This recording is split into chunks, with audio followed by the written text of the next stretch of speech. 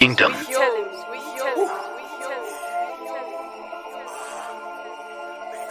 that house now. I'm back.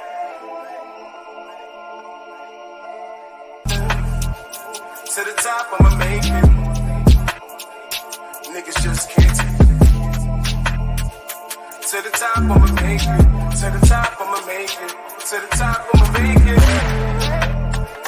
To the top, I'ma make it. Niggas just can't take it. Yeah. Yo, what's good, YouTube? It's your boy AJ. I'm here with Rage. Make sure you guys hit that like button, subscribe, follow us on Instagram at Nets Kingdom 1, and check out we got articles dropping on netskingdom.net. But we're here for the breaking news. The Brooklyn Nets have signed Killian Hayes, the former Detroit Piston number 7 overall pick. Has agreed to a 1-year Exhibit 10 deal. Very important. Exhibit 10 deal.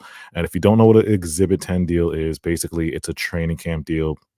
The Nets have until the season starts to decide whether they want to convert Killian Hayes to a summer to an official roster spot. Same with, it says here, we have KJ Jones and Mark Armstrong. If you guys don't know, those guys were also signed.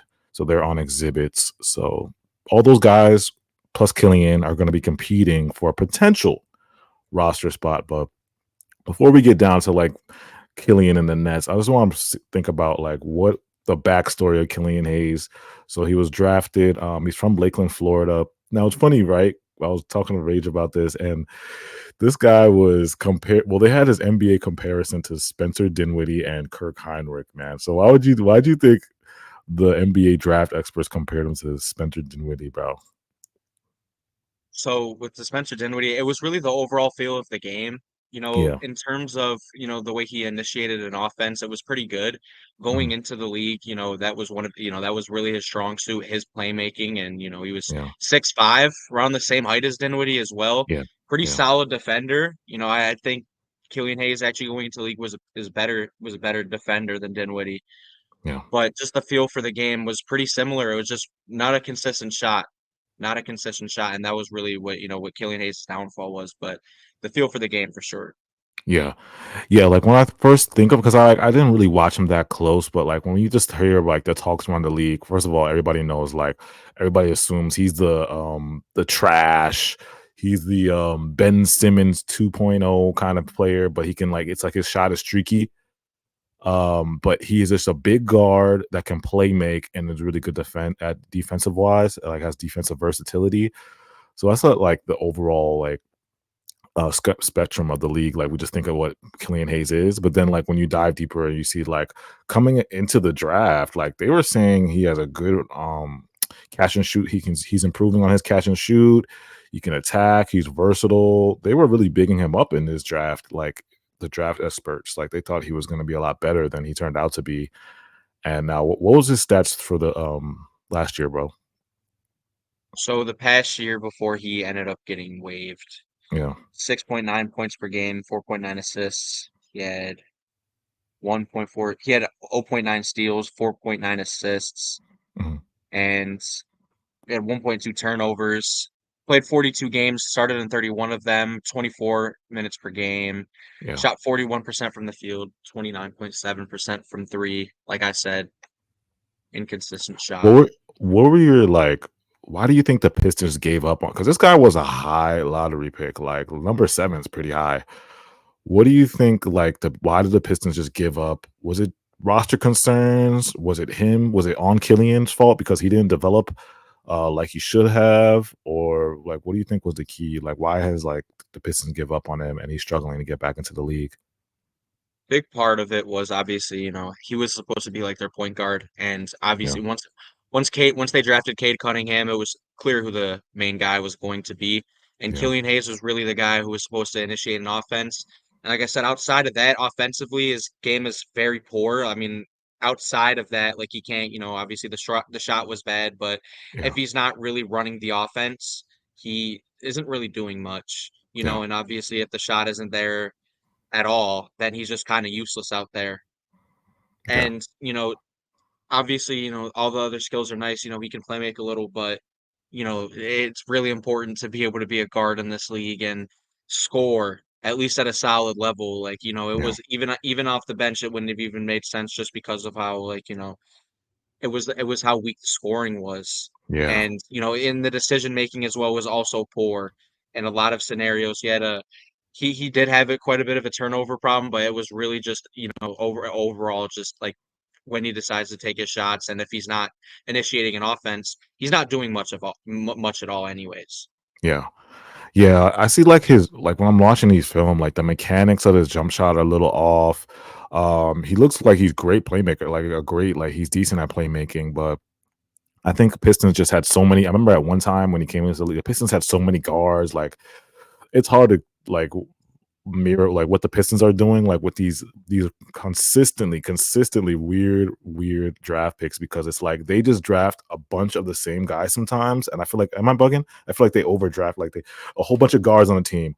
And then there was one year, it was a whole bunch of Wiseman, Duran, like Bagley, like there's a whole bunch Stewart. of it's like it's either they're on one side of the fence, they're never on like an equal side. Okay, we have an equal amount of guards, equal amount of wings, equal. It's always like an overload of too many. And now I think when Killian entered, it was just an overload of guards, and they were like, you know what? We just drafted a Sar. Was it Amen or a Sar? I always got them mixed up. Yeah, Asar. they drafted Sar. Yeah, we drafted Asar, so Killian doesn't have to get these minutes. We're done trying on our number 7 lottery pick.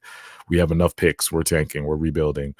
But with Killian, bro, it's like he got cut from France, which was really important to me because I was like, wait a minute, how did you get cut from France? Like they don't even want to play with you. So that kind of was like a red flag to me. Like there's something wrong here. Like he can't even make the French team. Then after that, we seen in Vegas Summer League where Killian started.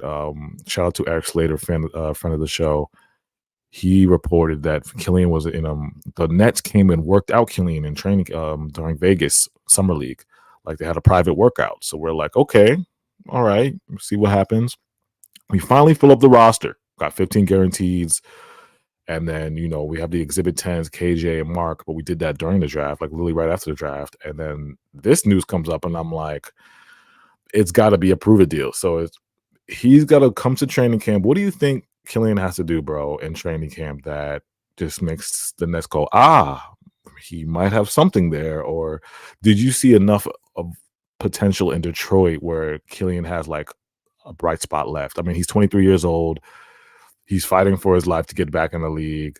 Do you think he has a bright spot in his game? Or was there a potential streak of games where he was like, whoa, he has something there to you, bro? Or There would be moments where, Killian Hayes would show his potential, but it wasn't often, and nothing really too crazy. But mm, the Nets got to obviously look for is just, the increase in scoring, and if that can be a little bit more consistent, maybe if the mechanics look a little bit better. But, yeah, obviously also being able to, run an offense and do what he was already doing well and be able to translate that. But it's really going to be the scoring, yeah. because if he doesn't have that scoring at all, and he's primarily a playmaker, It's another Ben then Simmons. It's a double just Ben Simmons. and he's shorter, A shorter. so He's a it's like shorter. he's shorter, and it's not like he's particularly very athletic either. That's also a thing. Yeah, Like yeah. he He's can not really play athletic. make, and he has a good feel. He has a solid feel, but like I said, even with that,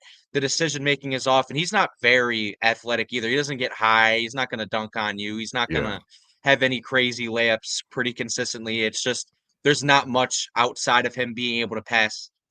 He's a less athletic Ben, but then at least he's not afraid to shoot. That's what it is, basically. He's a less athletic Ben, and then he doesn't have the size, the athleticism, and the playmaking that Ben Simmons has, but he does.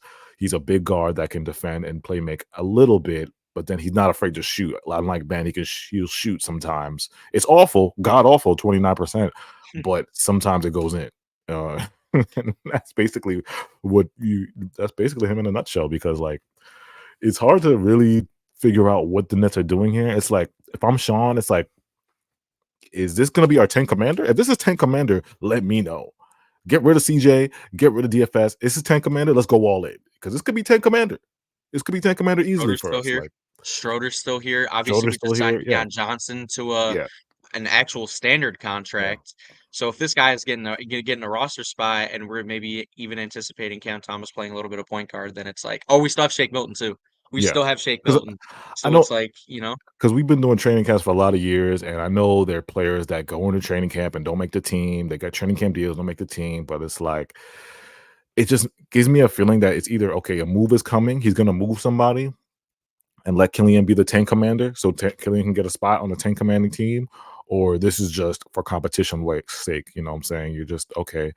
If he does something outstanding in training camp, then we'll think about giving, well, even if you think about it, you would have to move somebody. That's the thing. Like at the sacrifice of who would you take off this team to put Killian on? You know, what do you think about that? Do you think the Nets would, if there comes to a point, like, do you think the Nets ever sacrifice anybody to get Killian on this team, or it's just, well, I guess you so would say CJ or DFS would be the only sacrifices, I guess you could say, but I mm, don't necessarily think we're done moving yet, even with the acquisition of Killian Hayes. Like, I yeah, still think, Dorian or Cam Johnson or both will be moved. At least one of them will be. yeah, At But I think at the expense of them, I mean, Killian Hayes obviously could get a spot in terms of that. yeah. But outside of that, it really just I don't even know if he can get a two-way can he get a two-way contract at his age? No, he Like can't. it's He can't. He's it's 4 years or less. I think it might be 3 years or less. Yeah, Yeah, 4 years it's or a less. it's a matter So it's a matter of trade at this point or competition. We'll see. I think there's more moves coming. I think this indicates there's more moves coming, but mhm, it's just I think it also could just be, a competition thing as well, like you mentioned. But yeah, at this point, you're still kind of wondering just in terms of what the roster looks like. Obviously, we hear expect more moves. But right now it's just maybe he can get a spot on the team, but it's like, what is he gonna do? yeah, Who's he gonna take over right now? yeah. Like I said, my ideal situation is like, okay, Sean does the thing. He does the thing, and he trades CJ for good value or whatever value we can get, and DFS for whatever value you can get. You convert Killian to a guaranteed. And then once you convert Killian to a guaranteed, he can be one of our 10 commanders. That's a guy, basically, if we're too hot in the game or we're winning we're going on a streak, that's the guy you plug in and it's just bombs away for the tank. Like, that's my ideal situation, if you really want to be honest. Like, if Sean does that, signs Killian, gets rid of CJ DFS, signs Killian, bring him on too. You know what I'm saying? It's if we're at that point as Nets fans, like we're just like, you know what? The best thing we could do is just tank as hard as we can and go for Cooper or Ace in this 2025 draft. And Killian could be key for that. He could be key. So we'll see what Sean Marks does. So make sure you hit that like button, subscribe, follow us on Instagram at Nets Kingdom One. Follow us on all Twitter. Our Twitters are scrolling at the bottom, and we got articles at netskingdom.net. Appreciate you guys so much. We'll see what Sean Mark does. Let us know in the comments what do you guys think about Killian Hayes. Do you think Sean will eventually make him the 10 commander, or do you think this is just a competition thing? Killian won't even make the team. This is just yeah, you can join us and practice with us. Let us know in the comments. We'll be back.